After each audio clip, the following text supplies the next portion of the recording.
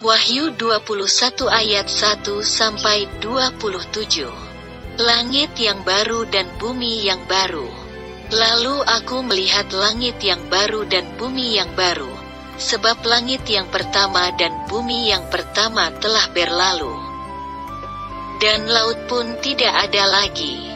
Dan aku melihat kota yang kudus, Yerusalem yang baru, turun dari sorga, dari Allah, yang berhias bagaikan pengantin perempuan yang berdandan untuk suaminya. Lalu aku mendengar suara yang nyaring dari tahta itu berkata, "Lihatlah, kemah Allah ada di tengah-tengah manusia dan Ia akan diam bersama-sama dengan mereka. Mereka akan menjadi umat-Nya dan Ia akan menjadi Allah mereka. Dan Ia akan menghapus segala air mata dari mata mereka, dan maut tidak akan ada lagi, tidak akan ada lagi perkabungan, atau ratap tangis, atau duka cita, sebab segala sesuatu yang lama itu telah berlalu." Ia yang duduk di atas tahta itu berkata, "Lihatlah, aku menjadikan segala sesuatu baru."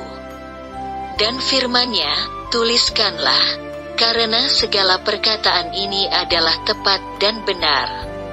Firman-Nya lagi kepadaku, "Semuanya telah terjadi.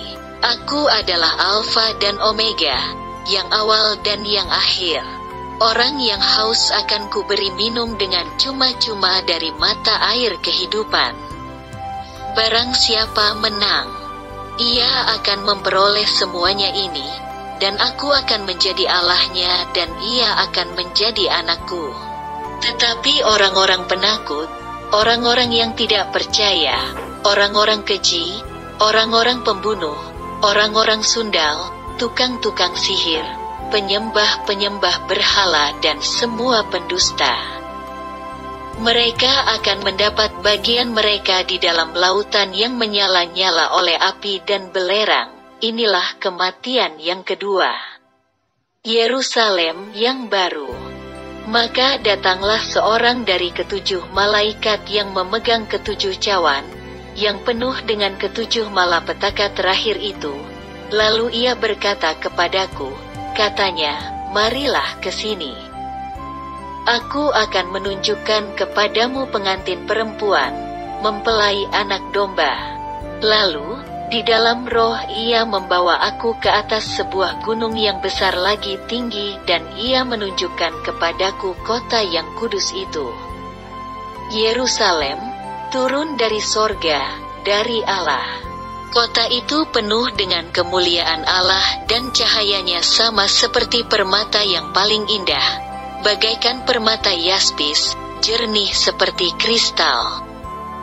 Dan temboknya besar lagi tinggi dan pintu gerbangnya 12 buah, dan di atas pintu-pintu gerbang itu ada 12 malaikat dan di atasnya tertulis nama ke-12 suku Israel. Di sebelah timur terdapat 3 pintu gerbang dan di sebelah utara 3 pintu gerbang dan di sebelah selatan 3 pintu gerbang dan di sebelah barat 3 pintu gerbang. Dan tembok kota itu mempunyai 12 batu dasar dan di atasnya tertulis ke-12 nama ke-12 rasul anak domba itu. Dan ia, yang berkata-kata dengan aku, mempunyai suatu tongkat pengukur dari emas untuk mengukur kota itu serta pintu-pintu gerbangnya dan temboknya. Kota itu bentuknya 4 persegi, panjangnya sama dengan lebarnya. Dan ia mengukur kota itu dengan tongkat itu, 12.000 stadia, panjangnya dan lebarnya dan tingginya sama.